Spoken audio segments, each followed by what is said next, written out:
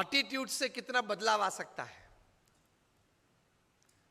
अभी अमेरिका की एक एनजीओ है रूपर स्टार्स, उनकी इंडियन आर्म है ORG मार्ग।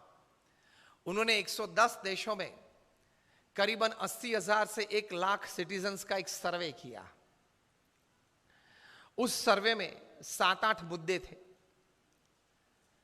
Basically the concept of this survey was how actually people are happy in life, what are the factors that actually make a person happy in life.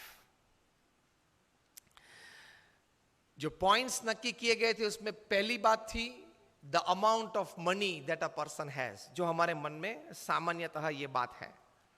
Second, the amount of properties and status that a person has in society. Third was his job satisfaction, to what level he has. Fourth was the state of country's economy.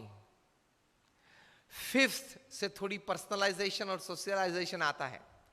Fifth was the amount of time that he could spend with his family and near and dear ones. Sixth, the amount of time that he could actually spend with his own self, with his own hobby and his own likings. Seventh, the role of religion and spirituality in his life. And eighth, the physical, mental and the emotional state of health that he enjoys in his life. आपको जान के ताज्जुब होगा कि इसमें the happiest people upon this earth were Indians. उसमें प्रथम 4 बात में तो हमारा क्रमांक बहुत पीछे था। The amount of money that he has, हमारे से यूरोपियंस और अमेरिकन्स के पास ज्यादा पैसे हैं। The amount of properties and status that he has, the state of country's economy, his job satisfaction, ये कहीं मुद्दे में भारत कहीं पीछे था। लेकिन बाकी के जो 3-4 मुद्दे हैं उसमें भारत और भारतीय लोग कहीं आगे थे। उसमें आता था the amount of time he could spend with his family and friends and near and dear ones. Second was the role of religion and spirituality in his life. Third was the physical, mental and emotional state of health that he enjoyed. ये 3-4 बातें में भारत बहुत आगे था, इसलिए overall marking system में भारतीय आगे निकल गए। And they concluded in the report that Indians were the happiest persons upon this earth.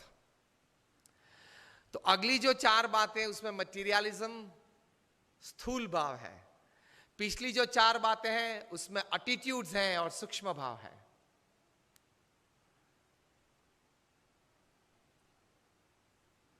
आगे की जो 4 बातें उसमें मटीरियलिज्म है, state of countries economy and money and status और स्थूल भाव है।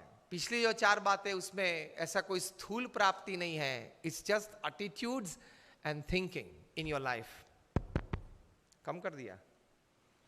It's just attitudes and thinking in your life which is more important, वो ज्यादा इंपॉर्टेंट है।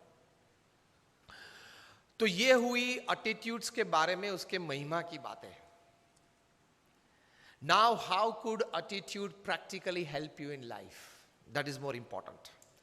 मैं अच्छी बातें किसी सद्गुण पे करूं, लेकिन आप तो ये जानना चाहेंगे कि उसके मुझे प्रैक्टिकल जीवन में लाभ क्या होगा। That is more important. मैं अच्छे खाने की, भोजन की बातें आपको करूं कि गुलाब जामुन बनाए हैं, अच्छे परोठे बनाए हैं, सब्जी अच्छी है। आधे घंटे तक बात करूं, आधे घंटे के बाद आप क्या कहेंगे? कुछ परोस के सामने तो लाओ। ये जो मैंने 10 मिनट तक बात की, that was creating a platform and foundation of this great value called attitude. What great people have thought about it, what the survey in more than 110 countries of more than 1 lakh people have come out with. तो attitude की महिमा की बातें मैंने की। अब attitude की practical जीवन में जो लाभ है उसकी बात करना चाहूंगा। That is more important. how actually practically it helps in your life. तो पहली बात है, जीवन में अगर आपका एटीट्यूड मतलब अभिगम सही रहा, पॉजिटिव रहा, ऊंचा रहा मतलब हाई रहा, तो सबसे पहला प्रैक्टिकल लाभ यह है, you will be able to turn any unwanted situation, any negative situation, any weak situation to your advantage. परिस्थिति जीवन में कोई भी बनी, you will be able to turn that situation to your advantage. ये सबसे बड़ा लाभ, प्रैक्टिकल लाभ एटीट्यूड का. क्योंकि जो परिस्थिति आपके जीवन में नहीं आई है, वो आप नहीं चाहते थे, लेकिन फिर भी बन गई, खड़ी हो गई. वो परिस्थिति तो जल्दी बदलेगी नहीं, बदलेगी साल 2 साल लगते हैं, 5 साल 10 साल लग जाते हैं. Situations don't immediately change in life. To remain least affected by that situation, you need to create a defense system in your heart and your mind. That defense system is your attitude towards looking at that situation, towards taking that situation in your life. हम सब मच्छर को तो मार नहीं सकते हैं, all out जलानी पड़ती है और मॉस्किटो नेट डाल के सोना पड़ता है. It is better to create a strong defense system than to create a better or trying to create a better attack system when it comes to personal lives. तो attitude से सबसे पहला लाभ यह है, any situation that happens in your life, it can create the minimum damage in your life. क्योंकि आपका attitude सही था, अभिगम राइट था. एक बार भगवान ने 3 लोगों को स्वर्ग में बुलाया. ये बात है मे बी 30th December 1999. गए 3 लोग. उस वक्त ये 3 लोग जो सबसे शक्तिशाली थे पृथ्वी पे, अमेरिका के प्रेसिडेंट थे बिल क्लिंटन, अमेरिका के सेक्रेटरी ऑफ स्टेट थे कॉलिन पॉवेल, और दुनिया के सबसे धनाढ़ व्यक्ति थे बिल गेट्स. तीनों को भगवान ने स्वर्ग में बुलाया. It's a story how attitudes can change situations for your betterment. अब तीनों को बुला के भगवान ने कहा कि देखो, I want to share something very important with the people of the world, and you are 3 chosen by me because you 3 can create an impact in the thought process of people.